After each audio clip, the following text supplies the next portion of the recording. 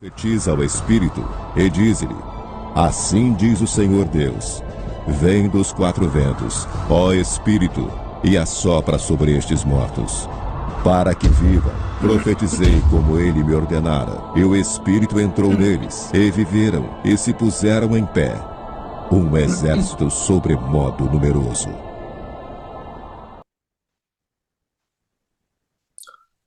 Bom dia, irmãos amados do Senhor. Que alegria podermos estar juntos de novo, para estudarmos um pouco a palavra de Deus, que é a palavra do Senhor Jesus. Falar de Jesus, não há nada mais doce, não há nada mais querido, não há nada mais maravilhoso. Mas também falar de Jesus implica numa responsabilidade extraordinariamente grande. Cada vez que eu abro a palavra de Deus para falar de Jesus, eu me lembro tantas vezes um encontro não programado na descida da ladeira do Hospital Silvestre. Eu era um garoto de 17 para 18 anos. Estava descendo a ladeira para fazer uma visita a uma obreira bíblica que me instruiu no Evangelho através de aulas de história, quando estudei no Colégio Adventista de Itaquara, que hoje é o IAN. O IAN nasceu na minha cidade natal de Itaquara. E, ao descer aquela ladeira, eu caminhava um pouco mais rápido e me deparei com um senhor baixo. E a gente foi conversando, eu não sabia o nome dele, não sabia quem era, mas era alguém importante, que na sua simplicidade estava indo para ali a pé. Ele desceu do ônibus ou do bonde, que saía do Largo da Carioca e ia até o final de Santa Teresa, onde estava localizado o Hospital Silvestre, onde está localizado o Hospital Silvestre. E no meio da conversa, ele perguntou de onde eu era, o que fazia, o que ia fazer na vida e tal. Eu identifiquei como adventista. E quando eu disse para ele que eu ia ser diplomata, ele disse: por que não do Senhor? E ele disse: por duas razões muito simples. Primeiro, que eu fui educado para ser diplomata. Segundo, ser pastor é uma responsabilidade muito grande. Eu assistia na igreja de Botafogo, era professor da escola sabatina, atuava bastante ali. E a gente foi conversando, e quando eu estava já entrando no Itamaraty, no Instituto Rio Branco, um chamado ocorreu. E eu resisti um pouco àquele chamado, até que o Senhor disse: eu quero você aqui. E o Senhor me trouxe para esse ministério. E vocês sabem que Deus faz coisas que só Ele faz, ninguém mais faz, só Ele. Imagine que no dia da minha ordenação, numa reunião de toda a antiga União Oeste Brasileira em Niterói, era a quadrenal da União, e eu fui ordenado pastor. E naquele dia da ordenação, estavam alguns homens que descansam no Senhor hoje. E quem colocou a mão na minha cabeça? O pastor Enoque de Oliveira, presidente da divisão sul-americana naquele tempo. O pastor Rodolfo Belos, que foi presidente da União quando o Colégio Adventista foi fundado em Itaquara. E quando o pastor Belos soube quem eu era, filho de quem era Agenor Araújo, o pastor Belos olhou assim para mim, disse: Agenor é meu amigo e o Colégio de Itaquara é a minha escola. E ele ficou olhando para mim e disse: a escola já deu um pastor. Eu disse: pois é. E o outro que colocou a mão na minha cabeça foi aquele que estava descendo a ladeira comigo, que era um vice-presidente da Conferência Geral, e eu não sabia, que era o pastor Moisés Nigre. E quando eu falei para ele quem eu era, ele estava ali junto com o pastor Belz, ele olhou para mim e disse: louvado seja Deus que você está no ministério, é um embaixador do Senhor. E durante 41 anos eu trabalhei como embaixador do Senhor diretamente. Diretamente. E ainda estou trabalhando diretamente no Senhor, só não tenho a responsabilidade de administrar igrejas, de trabalhar com as igrejas diretamente, mas faço visitas, mas aconselho. Sou muitas vezes convidado: pastor, eu preciso falar com o senhor, e aí vem, me aconselhe, me ajude aqui, o que é que eu posso fazer? E a minha mulher às vezes até diz assim: ele não para, parece que tem rodinha no pé, parece que atrai as pessoas. E eu digo: minha mulher, essa é a minha função, o Senhor me chamou para isso. Ela diz: eu sei. Mas ela não reclama, não, ela só comenta. Eu sei. E falar de Jesus é uma coisa muito querida. Falar de Jesus me emociona a qualquer momento. Rogério, o frio na barriga sempre ocorre. Eu estou aqui com frio na barriga e já orei ontem, já orei hoje, pedindo: põe as palavras na minha boca, porque eu vou falar do Senhor, do Rei da Glória. Eu vou falar do nosso Criador. E quando a gente fala do Senhor, quando a gente pensa no Senhor, no que vai dizer, é muito sublime, porque Deus nos usa para a gente dizer coisas que a gente jamais imaginou dizer. De repente, no meio daquilo que a gente planejou, eu gosto de escrever tintim por tintim o meu sermão, palavra por palavra. Vem outras coisas ao pensamento que o Espírito Santo traz. E falar de Jesus é sempre desafiante pela complexidade da divindade. Como vai falar de Jesus sem falar do Pai? Como vai falar de Jesus sem falar do Espírito?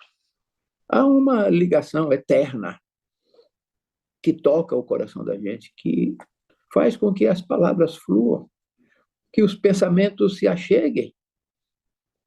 E nós só podemos dizer assim: louvado seja o Senhor. Tem hora que, em minhas orações, minhas lucubrações da noite ou da madrugada, eu digo ao Senhor: eu não tenho palavras para agradecer ao Senhor. Eu não sei, muitas vezes, como me dirigir ao Senhor, a não ser repetindo algumas coisas: que o Senhor é bom, que a sua misericórdia dura para sempre. Eu não posso dizer outras coisas, porque é isto. A essência da vida cristã é um eterno louvar ao Senhor Jesus pela sua misericórdia, porque Ele é o Senhor da glória.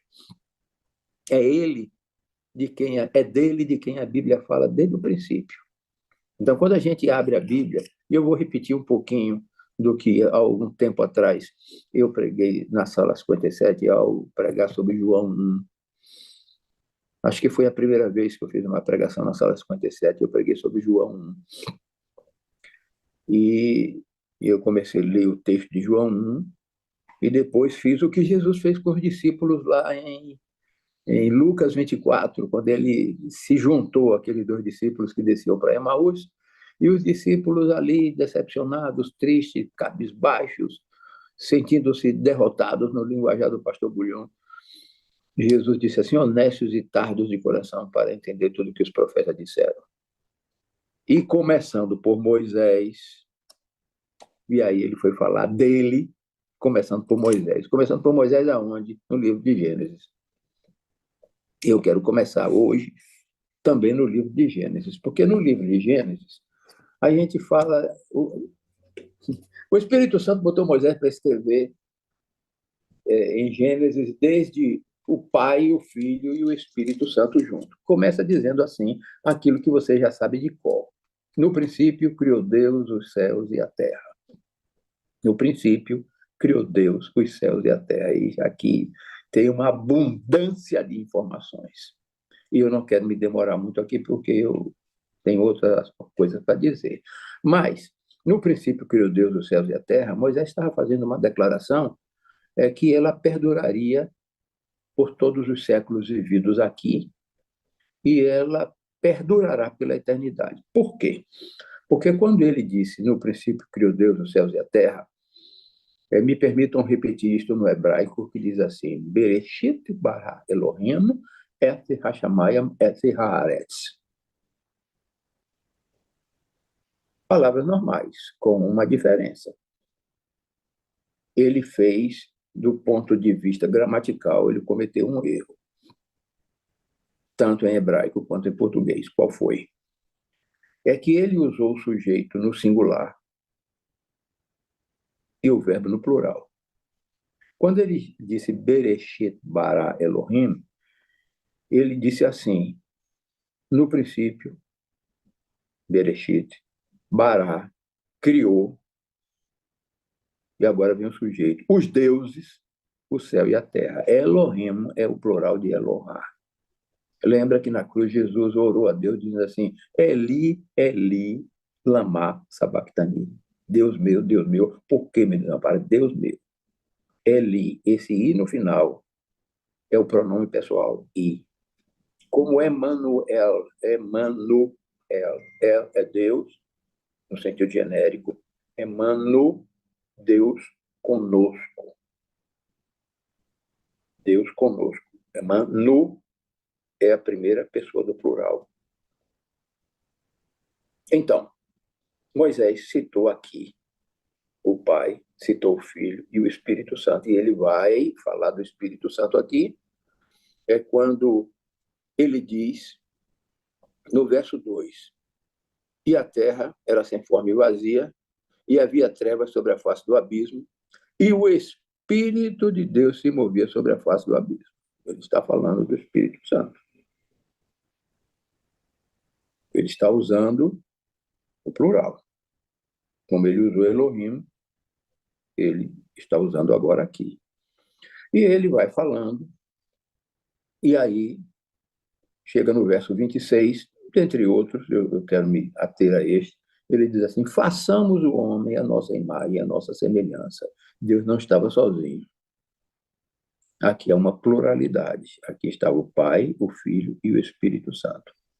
Como é que eu sei que o Senhor Jesus estava aqui, se não menciona o nome dele, se não menciona a pessoa de Jesus?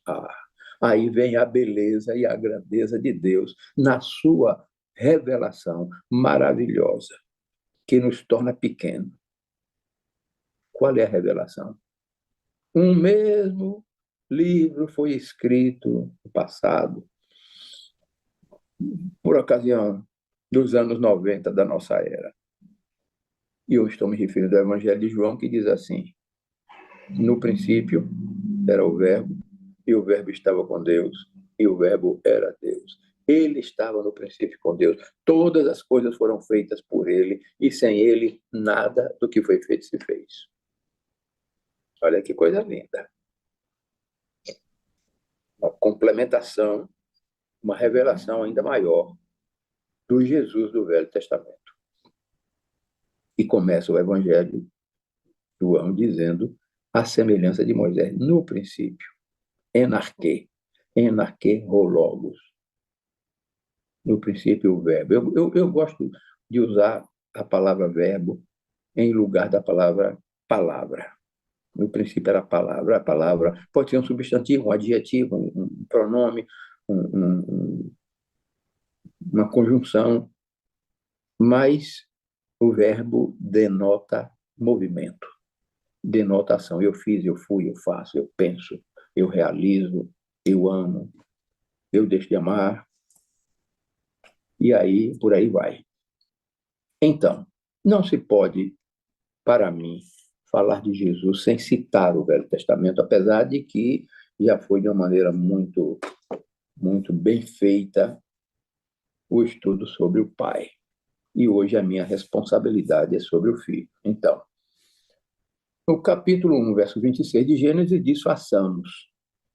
Mas o interessante é que, no capítulo 3, verso 15, diz assim, porém inimizade entre ti e a mulher, entre a tua semente e a sua semente. Esta, se referindo à semente, te ferirá a cabeça e tu lhe ferirás o calcanhar. Deus está dirigindo ao diabo, dizendo para ele que a vida dele não seria fácil aqui nesta terra. E que a vida dele teria um fim. No princípio da Bíblia, o Senhor está anunciando o fim do pecado. E como seria o seu fim? O esmagar da cabeça da serpente implica na sua destruição, implica na sua morte, na libertação dos filhos de Deus, desta maldição que se chama diabo e Satanás. Então, a gente chega também ao verso, sim, Deus colocou uma inimizade sobrenatural no coração humano. Por isso que nós aceitamos o Evangelho. Não é porque nós simplesmente queiramos, não é isto não. Nós aceitamos o Evangelho, nós amamos o Senhor, nós nos amamos um ao outro porque o Senhor colocou no coração pecador uma inimizade sobrenatural. E o Senhor, desculpe, e o Senhor trabalha conosco sobrenaturalmente o tempo todo. Então, nós chegamos no capítulo 3, verso 22, e o Senhor diz assim: o homem é como um de nós. Ele não está se referindo aos anjos, ele está se referindo ao Filho e ao Espírito. Uau. No capítulo 11, verso 7, ele diz assim, acerca dos homens que estavam construindo aquela torre, em rebeldia à ordem divina de se espalhar pelo mundo. Ele diz: desçamos e confundamos ali a sua linguagem. Pulando vários séculos, no capítulo 6, verso 8 de Isaías, Deus faz uma pergunta a Isaías. A pergunta é: a quem enviarei? E quem há de ir por nós? E quem há de ir por nós? Quem é este nós? A divindade. Mas nessa divindade está a pessoa de Jesus. Aquele mesmo que se apresentou como anjo a Jacó. Naquela noite memorável, decisiva na vida de Jacó, não era outra pessoa, senão o próprio Jesus que estava ali com ele. Está escrito no Patriarcas e Profetas, está escrito na História da Redenção, várias vezes a irmã White fala, era o Senhor Jesus que estava ali com ele. Maravilhosamente, misericordiosamente, esse Jesus amoroso e eterno caminha conosco pelas dificuldades da vida para nos encaminhar para o Senhor. Porque ele mesmo disse mais tarde: eu sou o caminho, a verdade e a vida. Este mesmo Jesus aparece a um determinado homem que nós estudamos na lição da Escola Sabatina há poucos dias, chamado Gideão, com uma espada nu, e Gideão lhe pergunta: és tu dos nossos inimigos? Ele diz: não, eu venho como príncipe do exército do Senhor. E era Jesus. Tanto que Gideão o adorou. Que diz o Senhor ao seu servo? Que Jesus lhe deu as instruções de como deveria possuir a terra. Note que Deus vem sempre guiando a humanidade e aqueles que se deixam guiar por ele para o reino dos céus, para alcançar os píncaros da glória de Deus desde aqui esta terra. Nós não alcançamos a glória de Deus apenas quando formos para lá. Nós alcançamos desde agora. Pois bem, a resposta de Isaías foi: eis-me aqui, envia-me a mim. É a mesma resposta que nós damos ou demos a Deus quando ele nos chamou e nós dissemos: eu estou aqui, me aceite. E o Senhor disse: eu aceito.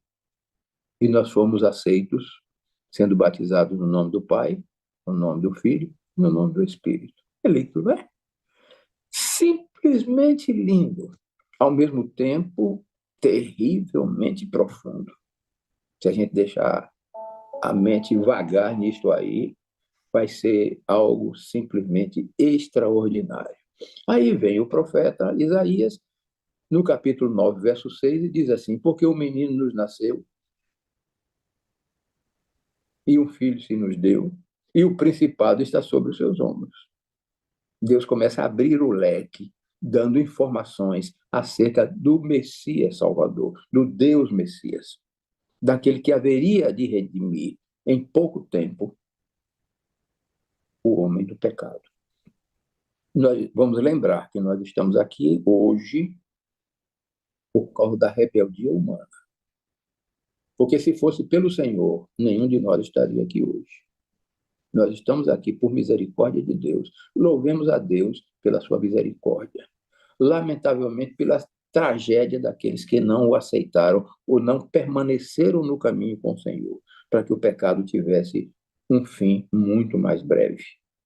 Se a gente lembrar, no nosso caso, que em 1876 a irmã White escreveu, dizendo que se o povo tivesse sido fiel, Jesus já teria voltado em 1876. Nós não estaríamos aqui hoje. Nós estamos aqui num tempo alargado, num tempo emprestado, misericordiosamente concedido, porque Deus está esperando que a sua igreja ouça, peça, clame, chore entre o alpendre e o altar, pedindo pelo derramamento do Espírito Santo. O que a gente faz cada dia aqui na sala 57. E que a gente precisa fazer. Eu fui para a Conferência Geral este ano, depois de vir orando bastante tempo, pedindo que Deus executasse a sua vontade ali, que fosse aquela última sessão. Que o Espírito de Deus se manifestasse de tal maneira que o povo saísse cheio do Espírito, espalhando pelo mundo a mensagem do Senhor. E no final, depois de um sermão muito bonito, um conclamar a missão, o pastor Ayrton disse assim: nós nos veremos em Indianápolis daqui a 5 anos. E quando ele disse isso, saiu de dentro do meu peito, assim que minha mulher até levou um susto. Eu disse: não. Ela disse: não, porque Jesus vai voltar antes. E eu fiquei até um tanto triste, mas quem sou eu para colocar Deus na parede e dizer: Senhor, eu vim orando tanto, acho que tantas pessoas também como eu oraram pedindo que o Espírito do Senhor, à semelhança do que aconteceu no reavivamento de Ezequias, em que o povo comemorou a Páscoa e depois comemorou mais 7 dias, e que o povo saiu dali, saiu destruindo tudo que era ídolo, tudo que era bosque, tudo que representava idolatria, e houve um reavivamento da nação em Judá. Eu esperava algo assim, mas o Senhor não fez. Ele é o dono do mundo, ele é o dono das coisas. Ele é que executa a sua vontade, e eu abaixo a minha cabeça e digo: louvado seja o Senhor, porque o Senhor não fez. Porque eu sei que o Senhor vai fazer esta grandiosidade toda daqui a pouquinho. Nós nos preparemos, irmãos, porque daqui a pouquinho, não se iludam, nós veremos o Senhor Jesus voltar. Nós veremos o Senhor Jesus voltar. Nós veremos o Senhor Jesus voltar. Olha o que eu lhe estou dizendo. E aí você pergunta: pastor, você está afirmando? Estou afirmando, porque ele me disse um dia, numa resposta, respondendo a minha oração. Ele disse aqui dentro de mim, quando eu lhe disse: eu gostaria, Senhor, de estar em pé para ver Jesus voltar. Aqui dentro eu ouvi dizer assim: você verá. E eu tenho 77 anos. Você verá, está aqui. Eu ouvi como se alguma coisa enchesse a minha cabeça, assim, você verá, com força. E eu falo isto e me quedo agradecido e louvo a Deus. Porque nós vamos ver o Senhor voltar em glória e majestade. Louvado seja Deus. Louvado seja Deus. Mas este menino foi prometido. Em Miqueias capítulo 5, verso 2, o Senhor ordenou a Miqueias, e Miqueias escreveu: e tu, Belém Efrata, posto que pequena entre os milhares de Judá, de ti me sairá o que será Senhor em Israel, cujas saídas são desde os tempos antigos, desde os dias da eternidade. Desde os dias da eternidade. Esse é o Senhor.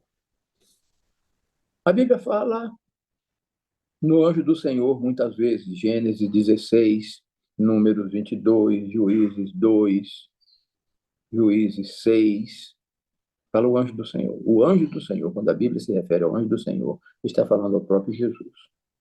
Se vocês se lembrarem da história de Manoá, Manoá diz com muita clareza: vimos a Deus. E Deus obrou poderosamente ali com Manoá, prometendo um libertador através de Sansão. Então, resumindo e chegando bem no assunto, O Senhor Jesus é o Jeová do Velho Testamento. O Senhor Jesus é o Jeová do Velho Testamento. Ele foi o executivo da criação. E ele é o executivo de todo este plano da salvação. O Senhor Jesus se reuniu com o Pai e com o Espírito e fez o planejamento se o homem, por um acaso, pecasse.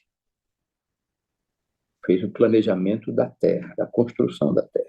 Tudo foi planejado, não foi nada de acaso, foi tudo planejado. E o planejamento está no seu retorno para reconstruir a terra, refazer a terra. Nesta doutrina da divindade, ou da trindade, se alguém quiser pensar assim, o elemento crucial é a divindade de Jesus.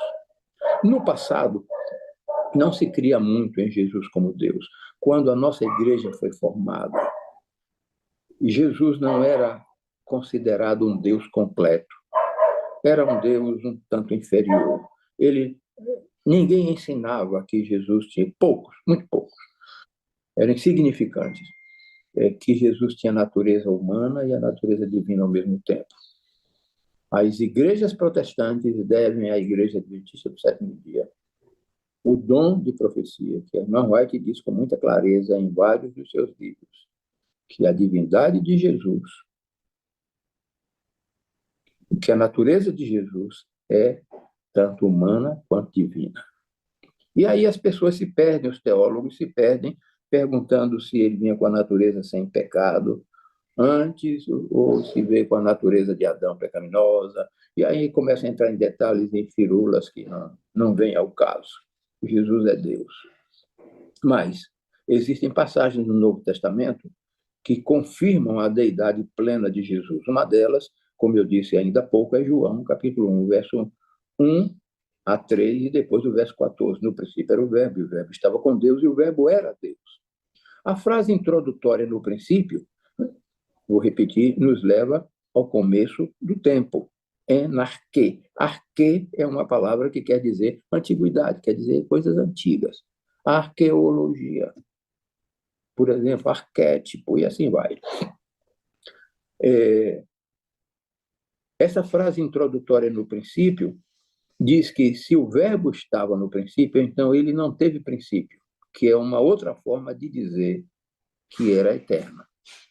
Lembremos-nos de que quando João escreveu o seu evangelho, ele escreveu para dizer à igreja cristã que estava sendo atacada pelos inimigos da cruz, de que Jesus era Deus. O evangelho de João está cheio da divindade de Jesus. João apresenta Jesus como os outros evangelhos não apresentam. Por isso que os outros evangelhos pelos teólogos, é chamado de evangelhos sinóticos. Mas o evangelho de João é aquele que apresenta Jesus como Deus, aquele que executa a sua vontade. Da mesma maneira, como no livro de Gênesis, como no livro de Êxodo, como no livro de Números, de Deuteronômio, de Levítico, Jesus é apresentado como o sacerdote, como o Deus que guia, o Deus que liberta, o Deus que conforta, o Deus que anima, o Deus que conquista. É o que a gente tem estudado aqui. Então, ele é eterno. O Verbo estava com Deus, nos diz que o Verbo era uma pessoa, uma personalidade separada. O Verbo não estava na língua grega em Deus, é N, mas estava com Deus. No grego diz pró-seu. Desde que o Pai e o Espírito Santo são Deus, a palavra Deus muito provavelmente inclua os outros dois membros da Trindade. E aí vem, e o Verbo era Deus. O Verbo não era uma emanação de Deus, mas o próprio Deus. Embora o verso 1 não diga quem é o Verbo, o verso 4 claramente o identifica. E o Verbo se fez carne e habitou entre nós, cheio de graça e de verdade. E vimos a sua glória, como a glória do unigênito do Pai. Bom, deixe-me parar aqui para dizer uma coisinha. E o Verbo se fez carne, se tornou humano e habitou entre nós. João usa aqui uma palavra semelhante à hebraica. Ele usa a palavra tabernáculo, ou tenda. Se a gente quisesse traduzir bem ao pé da letra, a gente poderia traduzir assim, porque a palavra grega skene quer dizer uma tenda ou um tabernáculo. Então, a gente poderia traduzir. O verbo se fez carne e tendou entre nós. Esse verbo não existe. O verbo se fez carne e tabernaculizou-se entre nós. A palavra habitar tem esse sentido amplo de habitação, de permanência. Mas como foi que ele habitou entre nós? Cheio de graça e cheio de verdade. E vimos a sua glória como a glória do unigênito do Pai. Arthur Pink disse que é impossível conceber uma afirmação mais enfática e inequívoca da deidade absoluta do Senhor Jesus como esta aqui. João capítulo 20, verso 8, Tomé responde ao Senhor: Senhor meu e Deus meu. Quando Jesus se lhe apresenta e ele é obrigado a colocar o dedo nos sinais dos cravos e no seu lado que o soldado feriu com a lança. Senhor meu e Deus meu. Essa é a única vez nos evangelhos em que alguém se dirige a Cristo chamando-o de meu Deus. Eli. Eli, em hebraico, Eli. Deus meu. Deus meu. Em grego, ho, theos, mu. É significativo que nem Cristo e nem João desaprovaram a declaração de Tomé. Pelo contrário, esse mesmo episódio constitui um ponto alto na narração do Evangelho, que imediatamente fala aos seus leitores. Fala o quê? Na verdade, fez Jesus diante dos discípulos muitos outros sinais que não estão escritos neste livro. Estes, porém, foram registrados para que creiais que Jesus é o Cristo, o Messias prometido, o Filho de Deus, e para que, crendo, disse João, terminando o pensamento, tenhais vida em seu nome. A vida tem a sua origem em Deus. A vida não tem a sua origem no Big Bang. A vida não tem a sua origem nas águas. A vida tem a sua origem em Deus. Deus é que é o autor da vida. Deus é o criador da vida. Deus é a própria vida. Eu sou o caminho, a verdade e a vida. Ele é a vida, ele afirmou com muita clareza. Então, esse Evangelho de João foi escrito para persuadir outros indivíduos a imitarem Tomé no reconhecimento de Cristo como Senhor meu e Deus meu. Esse Evangelho de João foi escrito para que você, meu irmão amado, que me assiste neste momento, creia, reconheça Jesus como Senhor meu e Deus meu. Eu não estou dizendo como Senhor nosso, eu estou dizendo seu, eu estou dizendo meu. Temos cada um que receber individualmente Cristo no coração para comer a sua carne e beber o seu sangue, para sermos levados por ele às águas do descanso. As águas de descanso não estão aqui ainda. Elas chegarão dentro em breve, quando o Senhor voltar para nos restaurar, refazer e dar de novo a cada um a eternidade, o reino dos céus, do qual nunca deveríamos ter partido, do qual nunca deveríamos ter deixado. Filipenses capítulo 2, versos 5 e 7, esta passagem foi escrita para ilustrar a humildade. Mas note, abra sua Bíblia comigo aí. Filipenses capítulo 2, versos 5 a 7. Eu tenho que correr um pouquinho porque o tempo está passando rapidamente. Filipenses, capítulo 2, versos 5 a 7, diz assim: de sorte que haja em vós o mesmo sentimento que houve também em Cristo Jesus. Que sentimento?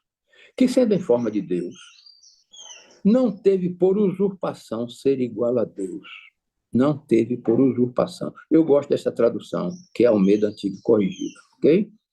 Diz, não teve por usurpação, mas aniquilou-se a si mesmo, tomando a forma de servo, fazendo-se semelhante aos homens. Tendo em vós o mesmo sentimento que houve também em Cristo Jesus. Não teve por usurpação ser igual a Deus. Tomou a forma de servo. No grego, a palavra para forma é morfê. Subsistindo em forma de Deus, não teve por usurpação o rapgamas, em grego, isto é, o ser igual a Deus. Ele não usurpou nada, porque ele era Deus. Antes a si mesmo se esvaziou, se humilhou e assumiu a forma, a morfê de servo, tornando-se em semelhança de homem e reconhecido em figura humana e fazendo-se semelhante aos homens, reconhecido na figura humana. Morfê, que significa forma ou aparência visível, é uma palavra descritiva da natureza genuína, a essência de uma coisa. Não se refere a qualquer forma mutável, mas uma forma específica da qual dependem a identidade e o status.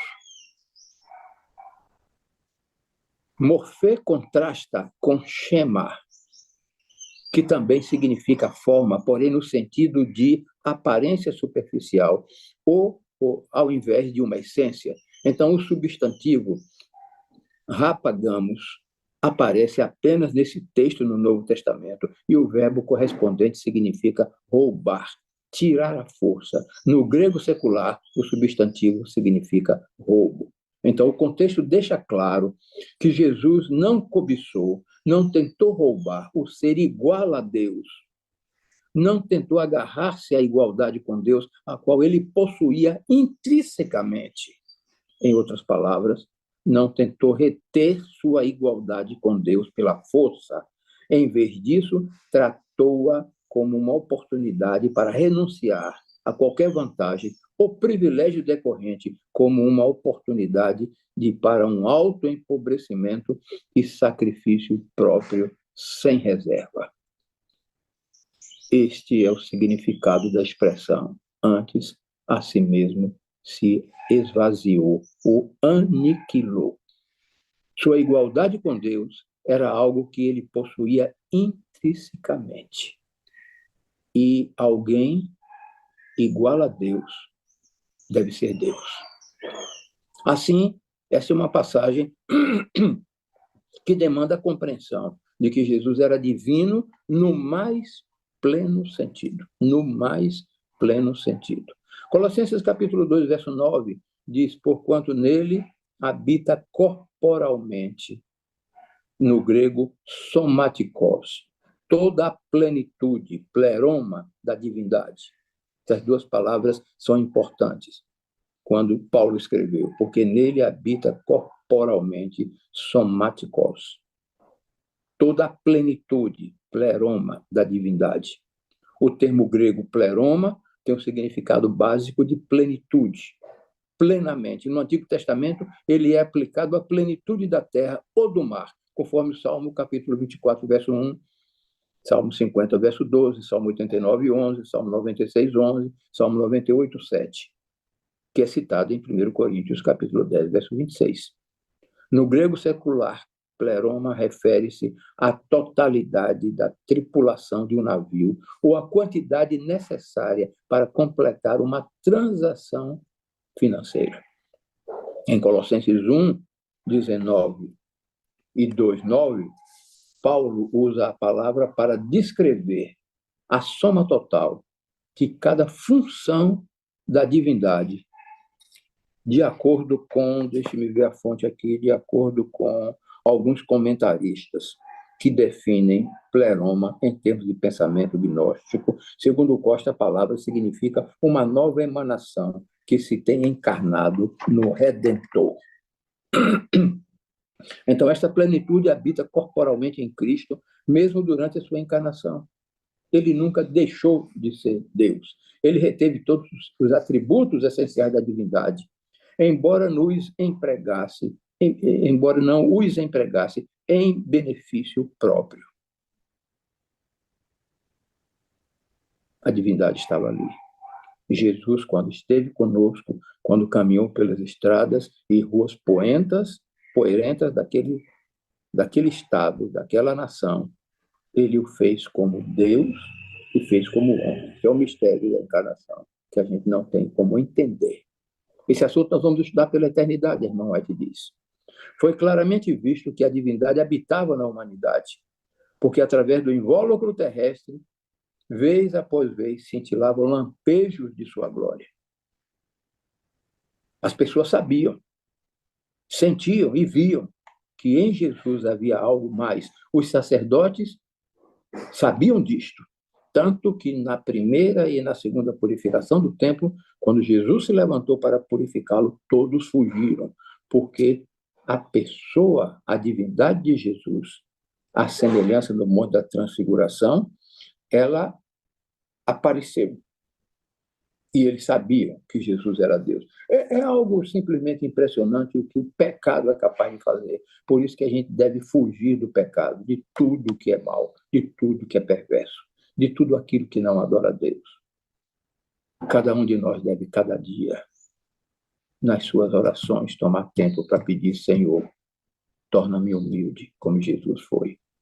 Aprendei de mim, disse ele, que sou manso e humilde de coração.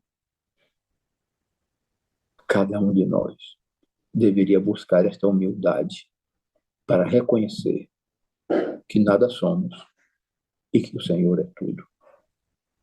Humildade, quanto necessitamos dela. Quanto necessitamos dela. Lamentavelmente, mesmo entre nós, há muita falsa humildade. Humildade. Quando eu penso na humildade de Jesus em se tornar humano, a irmã White diz que se Jesus tivesse encarnado ou tivesse vindo na forma de um anjo, ainda seria humilde, seria uma humilhação. Vindo na forma de um homem, sem pecado, mesmo assim seria uma humilhação. Vindo na forma de um homem pecador, é uma humilhação. Quantos de nós não damos conta do que significa a vinda do Senhor Jesus?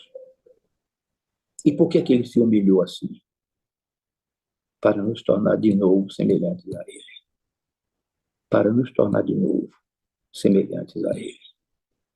Por isso, no sermão que eu fiz nesta sala, algum tempo atrás, sobre o Salmo 19, eu disse assim: o Senhor Jesus veio e nos salvou, e nos perdoou. Jesus veio para nos perdoar.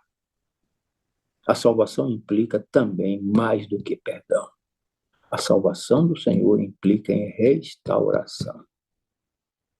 O que significa restauração? Devolver a cada um de nós a glória que tínhamos antes do pecado. A salvação de Jesus implica em nos tornar semelhantes a Ele outra vez. Restauração. Aquele brilho de glória que perdemos com o pecado, o Senhor nos devolverá quando voltar para nos buscar. Por isto, os redimidos estarão com o Senhor para sempre.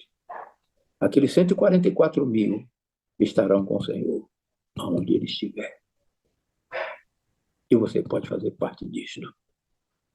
Na realidade, você deve fazer parte disto. Participar desta glória, assim do Senhor. Mas vamos adiante para ir terminando, porque Tito capítulo 2, verso 13, Paulo descreve os santos como aguardando a bendita esperança e a manifestação da glória do nosso grande Deus e Salvador Jesus Cristo. Note, primeiro, de acordo com uma regra da gramática grega, o artigo ou antes de Deus e Salvador une esses dois substantivos como designações do mesmo objeto, aguardando a bendita esperança e a manifestação da glória do nosso grande Deus e Salvador Jesus Cristo. A mesma coisa ocorre no português. Esses dois substantivos são unidos como designações do mesmo objeto. Assim, Jesus Cristo é o grande Deus e Salvador. Segunda coisa, Todo o Novo Testamento aguarda a segunda vinda de Cristo. Todo o Novo Testamento aguarda a segunda vinda de Cristo, a segunda vinda. Terceiro, o contexto do verso 14 fala apenas de Cristo. O contexto todo fala de Cristo, só dele. A quarta coisa, essa interpretação está em harmonia com outras passagens, como João capítulo 20, verso 28, como Romanos 9, 5. Eu espero que você tenha um pedacinho de papel aí, uma caneta para ir anotando isso, para você estudar mais tarde. Espero que desde ontem, ou desde anteontem, quando estudou sobre as Escrituras, quando estudou sobre o Pai, você anote isso para repassar, para relembrar. Não perca a chance de fazer anotações. Faça anotações. Revise essas anotações. Isso fortalece a fé. Anima. Você pega a anotação e vai comparando na sua Bíblia, como os bereanos. E você vai se tornar nobre sem precisar de um título de nobreza. Deus o tornará nobre como filho. Então, repetindo esta passagem, esta interpretação está em harmonia com essas passagens de João 28, de Romanos 9, 5, de Hebreus 1, 8, de 2 Pedro 1, 1, de modo que esse texto é mais uma afirmação da divindade do Senhor Jesus. Em Mateus capítulo 3, verso 3, voz do que clama no deserto, preparai o caminho do Senhor. De acordo com o verso 1, esse texto de Isaías se refere a João Batista, que era o precursor do Messias. Em Isaías capítulo 40, verso 3, a palavra traduzida como Senhor é Yahvé. Assim, o Senhor cujo caminho João prepararia não seria outro senão o próprio Jeová. Então, Jesus, como eu disse anteriormente, é o Jeová do Velho Testamento. Jesus é o executivo da criação e é também o executivo da salvação. Claro, ele criou. O mundo errou. O Senhor Jesus veio como executivo para reconstruir o que havia sido feito errado. Quem fez errado? Ele? Não. A criatura que ele criou, com livre-arbítrio para escolher o fazer o certo ou fazer o errado, o bem ou o mal. E Jesus veio para restaurar aquilo que o homem teve a capacidade de entregar nas mãos de um inimigo destruidor. Jesus vem para restaurar. Ele salva, ele perdoa e ele restaura. Por isso que ele é Deus. Só Deus pode restaurar aquilo que ele criou. Nenhum ser humano, nenhum ser do universo pode restaurar aquilo que Deus criou. Só ele. A patente da criação é do Senhor. Quem assinou embaixo do projeto foi o Senhor. Só ele pode fazer. Ninguém mais pode fazer. Então, meus irmãos, Jesus é o Jeová do Velho Testamento. O Senhor, cujo caminho João prepararia, não era outro, senão do próprio Jesus. O Jeová, do anjo do Senhor. Romanos capítulo 10, verso 13, diz, porque todo aquele que invocar o nome do Senhor será salvo. O contexto dos versos 6 a 12 deixa claro que, ao se referir ao nome do Senhor, Paulo está pensando em Cristo. Contexto. Daí a importância da gente ler a Bíblia devagar, comparando um texto com outro, não entendeu direito, volta, não entendeu direito, amplia um pouquinho, lê um pouquinho mais, para formar o contexto. Quando a gente forma o contexto, a gente entende o que está sendo escrito. A gente entende o que está sendo escrito, o que está sendo dito. E o Espírito Santo vai trabalhando no coração para que a gente possa entender e se deliciar e se maravilhar na revelação que o Senhor faz. E esta revelação é maravilhosa. Percebe? Há um bocado de nuances. Meus irmãos, essas coisas que nós estamos estudando aqui, nós vamos continuar estudando pelo reino dos céus eternamente. A divindade de Jesus, a execução do plano da salvação. Vou dizer até um pouco diferente. A execução do plano da criação, a execução do plano da redenção. Nós vamos estudar isso eternamente. O amor de Deus que a gente tanto fala, eu amo você e preciso de você para ser feliz, nós vamos estudar isso pela eternidade. Porque se isto hoje faz marejar os nossos olhos e faz com que o nosso coração balance, imagine pela eternidade, estudando diante do Senhor, na glória do Senhor, com a mente aberta. A gente precisa tomar tempo para estudar isto. Por isso que eu estou lhe pedindo, anote um pedaço de papel, porque é a Bíblia que amplia a mente da gente. Não é já falar isso há muito tempo.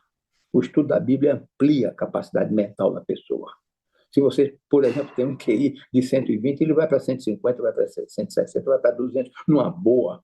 O Espírito Santo trabalhando amplia a capacidade de entender, a capacidade de se expressar de uma maneira ou de outra.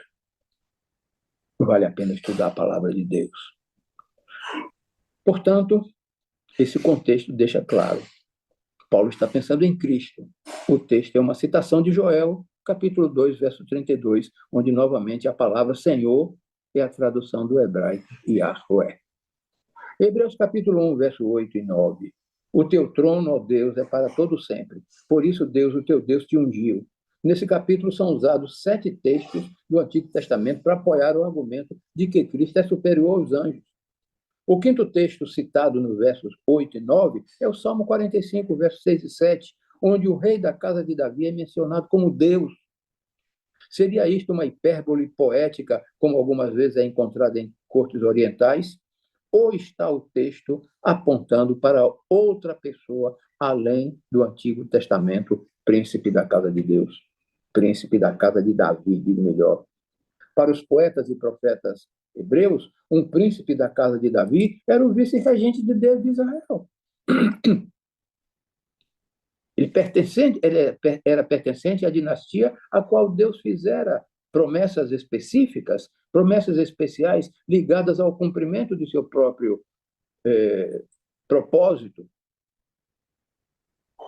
Ao lado disso, o que era apenas parcialmente verdadeiro na linhagem e no governo histórico de Davi, ou mesmo em sua pessoa, deveria ser compreendido plenamente quando aparecesse o filho de Davi, no qual todas as promessas e ideais associados com a dinastia deveriam ser incorporados.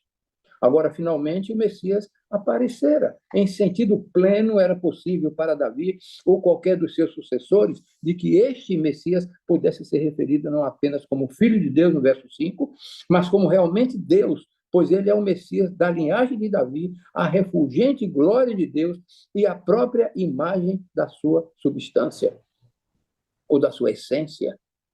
E uma vez eu aprendi com um saudoso irmão, ancião da Igreja Central, que quando Hebreus fala em substância, ele disse assim para mim, o irmão Haroldo Pereira de Castro Lobo: Einstein diz que substância é algo que existe por si mesma, não pode ser criada nem destruída, do ponto de vista físico. Então, todas essas passagens indicam que Cristo e Yahweh são um. São um. Bem, Cristo nunca afirmou diretamente sua divindade. Você não vai encontrar isto. Mas dizia ser o Filho de Deus. Em Mateus capítulo 24, verso 36, em Lucas 10, 22, João 11, 14, ele faz essas afirmações, e de acordo com a ideia hebraica de filiação, tudo que o Pai é, o Filho também é. Os judeus entenderam que assim ele estava reivindicando igualdade com o Pai. Por isso, João 5,18, 10,33, os judeus ainda mais procuravam matá-lo, porque não somente violava o sábado, mas também dizia que era o seu próprio pai, que Deus era seu próprio pai, fazendo-se igual a Deus. Eles disseram que Jesus estava blasfemando, pegaram em pedras para apedrejá-lo. Repetidas vezes, Jesus disse possuir o que só pertencia a Deus. Em Lucas 12:8, ele falou dos anjos de Deus, como seus anjos. Em Mateus capítulo 13, 41, referiu-se ao reino de Deus, Mateus 12, 28, 19, 14, 24, 21, 31 e 34, e aos eleitos de Deus como suas propriedades. Em Lucas 5, 20, Jesus perdoou os pecados do paralítico, e os judeus, com base em Isaías 43, 25, argumentaram: quem pode perdoar pecados senão Deus? Dessa forma, a ação perdoadora de Jesus o identificava como Deus. A divindade de Cristo também é indicada no uso que fez do tempo presente em sua resposta aos judeus, em João 8:58. Antes que Abraão existisse, eu sou. Eu sou. No grego, ego eimi. É muito forte. Ao usar o termo genestai, que nascesse, ou se tornasse, e ego em mim eu sou, Jesus contrasta a sua existência eterna com o início histórico da existência de Abraão. Pelo menos os judeus compreenderam dessa maneira, ou seja, que Jesus reivindicava ser Yahvé, o eu sou da sacerdente, de Êxodo 3:14.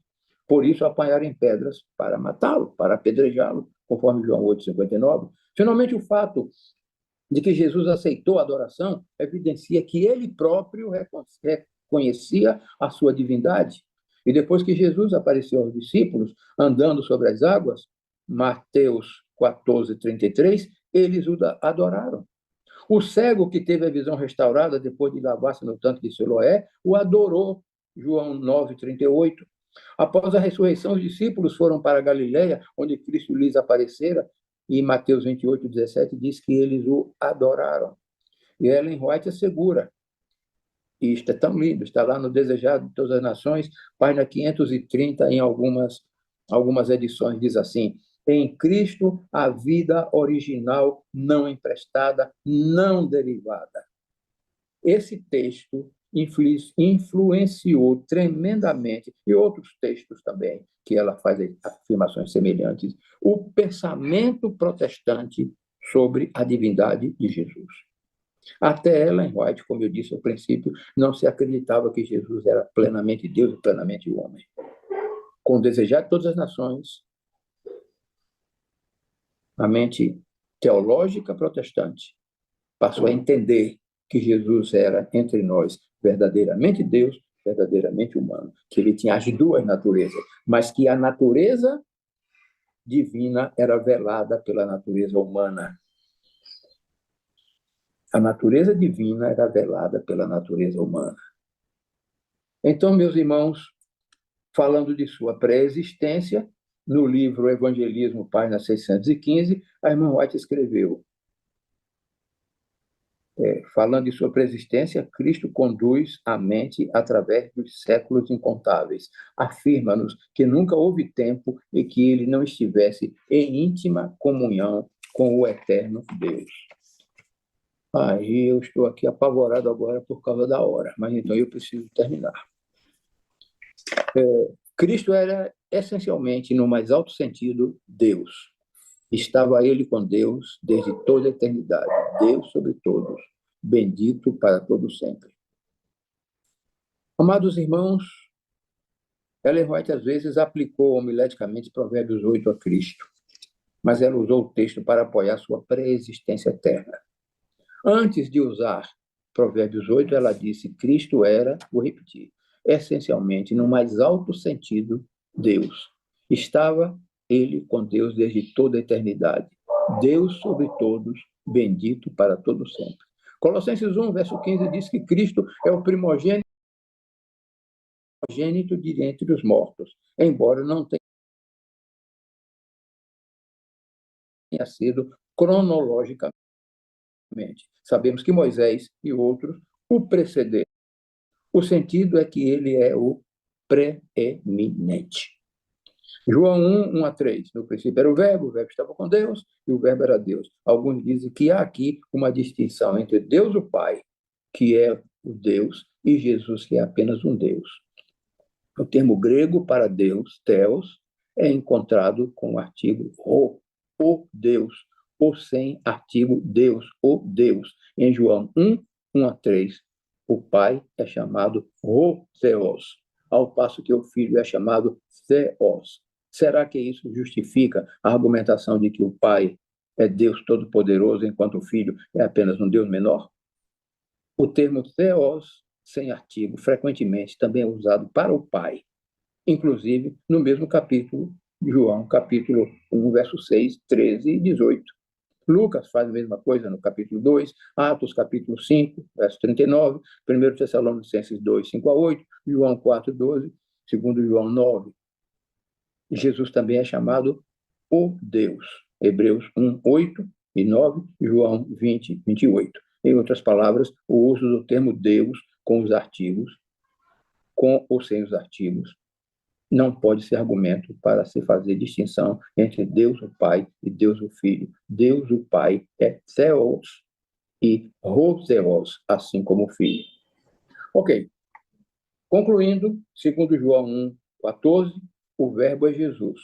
Portanto, substituindo o verbo por Jesus, temos a sentença, no princípio, era Jesus. E Jesus estava com Ho-Theos. E Jesus era Ho-Theos. Ho-Theos refere-se claramente ao Pai. O texto modificado seria: no princípio era o verbo estava com o Pai, e o verbo era o Pai. Olha que coisa. No princípio era o verbo estava com o Pai, e o verbo era o Pai. Isto é teologicamente errado. Falando de duas pessoas da divindade, João não teve escolha senão usar Ho-Theos uma vez e na seguinte usar Theos. A ausência do artigo, no segundo caso, não pode ser usado como argumento contra a igualdade entre pai e filho. João 1, 14 e 18, 3, 16 e 18 e 1 João 4, 9, esses versos falam de Jesus como filho unigênito, o monogenês do Pai. Algumas pessoas sugerem que a palavra grega monogenês indica que Jesus foi criado literalmente. A palavra monogenês significa único de uma espécie. Seu uso ocorre 9 vezes no Novo Testamento, 3 vezes em Lucas, capítulo 7, verso 12, 8, 42, 9, 38, sempre se referindo a um único filho. Nos escritos de João, aparece 5 vezes. No capítulo 1, 14, 18, 3, 16, 18, 1, 1 João 4, 9, como uma designação do relacionamento de Cristo com o Pai. Em Hebreus 11, 17, se refere a Isaac como filho unigênito de Abraão. Mas Isaac não foi o único filho de Abraão. Mas ele era o único filho da promessa. Antes de Isaac, lembre-se, nasceu Ismael. Mas o filho da promessa era Isaac. A ênfase aqui não é sobre o nascimento, mas sobre a unicidade do filho. Então, o termo normalmente traduzido como gerado é genal. Ele aparece em Hebreus 5 e pode estar se referindo à ressurreição ou à encarnação de Cristo. Na versão Septuaginta, dos 70, a palavra monogenese é a tradução da palavra hebraica yahid, cujo significado é único ou amado, conforme Marcos, capítulo 1, verso 11, em conexão com o batismo de Jesus. Mas é interessante notar que nem João 1, 1 a 14, nem 8:58 e nem o capítulo 17 usam o termo filho para o Senhor pré-existente. Ok, então, meus irmãos amados, terminando, durante a encarnação, Jesus subordinou-se voluntariamente ao Pai, sendo filho de Deus. Isto incluiu a entrega da prerrogativa, mas não a natureza da divindade ou da deidade. O Senhor ressuscitado, ao ser entronizado como rei e sacerdote, também aceitou voluntariamente a prioridade do Pai, mas ele e o Pai são, conforme a Escritura, personalidades iguais e coeternas da divindade.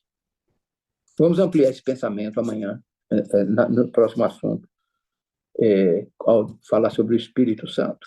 E os irmãos verão que há algo maravilhoso nesta ligação. Então, aqueles que não tiveram um papel e uma caneta na mão, tenham e façam as anotações e depois reestudem. E vocês verão, como diz a irmã White, aquele fio de ouro que vem desde Gênesis até o Apocalipse. E o Senhor Jesus é aquele que nos une, é aquele que morreu por nós, é aquele que nos salvou, é aquele que nos perdoa os pecados, porque Ele é Deus, e é aquele que nos restaura, porque Ele nos criou e nos fará de novo mais belos do que jamais imaginamos. Eu espero ter, esse espaço de tempo, ter alcançado aquilo que a gente se propõe aqui na sala. Mas lembre-se sempre que eu não esgotei o assunto e ninguém é capaz de esgotar esse assunto. Isto aqui denota, isso aqui exige muito tempo, isso aqui exige estudo, e como eu disse antes, nós vamos estudar isso pela eternidade. Mas o fato é que, quero terminar dizendo para você, meu irmão amado, Jesus foi Deus quando esteve conosco, com a sua natureza divina, como é que eu vou dizer? Eu disse ainda há pouco, velada pela natureza humana. Mas Jesus é tão Deus, era tão Deus quanto o homem. E Jesus carregará, a irmã White diz com muita clareza no Desejar das Nações, maior discurso de Cristo, mente, caráter, personalidade, que Jesus permanecerá para sempre humano. E aqui isso dá um nó na minha cabeça. Mas é assim que é. E é assim que será. E nós vamos estudar isto para sempre e vamos ver o quanto Deus nos amou. Nós vamos ali ter uma ideia do que significa amar. Meus irmãos amados, eu amo vocês e preciso de vocês para ser feliz. Vocês sabem como eu digo isso em inglês para o povo? Eu digo isso para pessoas que eu nunca vi na vida. Eu digo para pessoas que eu nunca vi na vida. Eu posso dizer um negócio? Diga. Eu digo, em inglês é diferente. Eu digo assim, I love you and I need you that I can be happy. Em português seria, eu amo você e preciso de você para que eu possa ser feliz. É assim que, se eu disser como a gente diz aqui, eles não entendem. Eu amo você e preciso de você para que eu possa ser feliz. Viu, Leila? Você está sorrindo. Viu, Verinha? Vocês que estão sorrindo aí, tá certo? Eu amo vocês. Vocês são a parte visível de Deus. E eu amo mais a Deus porque vocês existem. E, meus irmãos, eu vejo americanas, marejarem os olhos. A semana passada, uma moça disse assim, eu precisava tanto ouvir alguma coisa assim. Eu precisava tanto ouvir alguma coisa assim. Faz bem amar. Faz bem amar. Amar e ser amado. Oh, coisa mais rica, coisa mais linda, que dá equilíbrio ao ser humano. O amor de Jesus. Por isso que a gente canta aquele hino, o amor de Jesus é mais puro. Olha, vamos lá? Rogério, posso orar? Ore conosco, meu pastor. Querido Pai, bondoso Senhor, quando a gente fala do Senhor, o coração da gente chega a balançar, Pai. Quando a gente fala do Senhor, a gente sente aquele contraste infinito entre uma criatura e um Criador. A gente fala de um Deus que tudo pode e de uma criatura que nada pode. Ela se autodestrói. Mas o Senhor, no seu amor infinito, nos reconstrói em Jesus. Esse Deus Criador que coloca o dedo e diz, quero ser limpo. Ele nos limpa do pecado e nos limpa da doença. Algumas vezes nos deixa doentes. Algumas vezes até nos deixa morrer doentes. Mas isso não significa que ele não está presente. Porque ele mesmo morreu na cruz como o pior dos criminosos. Morreu sem glória na cruz, aos olhos humanos. Mas nunca foi tão glorificado quando estava ali pendurado. Quando disse, Deus meu, por que me desamparaste? E temos aprendido que tu nunca nos desamparas, mesmo quando a gente pensa que tu não estás presente na vida, naquele momento em que o coração aperta de dor pela perda do ente querido. Quando a gente ora e parece que o teto da casa se torna de bronze, e o céu é de bronze, e a oração não passa dali. Quando a gente se ajoelha diante de ti e confessa os pecados e pede, suplica a cura de alguém, a conversão de alguém, e a gente não vê e parece que o Senhor não ouve. Mas o Senhor ouve.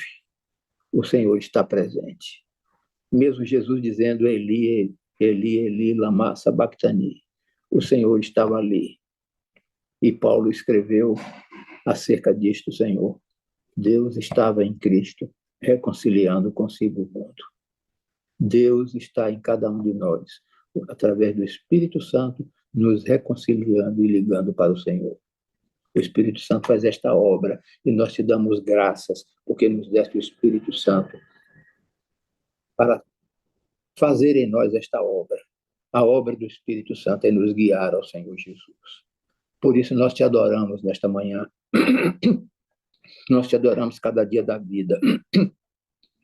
Porque Jesus se foi, mas deixou o Espírito Santo como seu representante, como aquele que atua nos nossos corações, como aquele que nos leva a reconhecer os nossos pecados, mas aquele que também nos leva a reconhecer a grandeza do Senhor, a glória do Senhor. É o Senhor, é o Espírito Santo que nos enche de fé, que nos enche de esperança, é o Espírito Santo que nos liga em amor, é o Espírito Santo que nos une na pessoa do Senhor Jesus. É o Espírito Santo que nos faz um conosco e contigo. Então o Espírito Santo vem habitar conosco. Continua conosco hoje, preparando-nos para o sábado, para que no sábado nós digamos como Davi: alegrei-me quando me disseram vamos à casa do Senhor. Que o encontro conosco no sábado não seja apenas um encontro para buscar bênçãos, mas para relatar as bênçãos. E então curvar o coração, curvar a cabeça, curvar o corpo em adoração ao Senhor, dizendo: tu és bom e a tua misericórdia dura para sempre.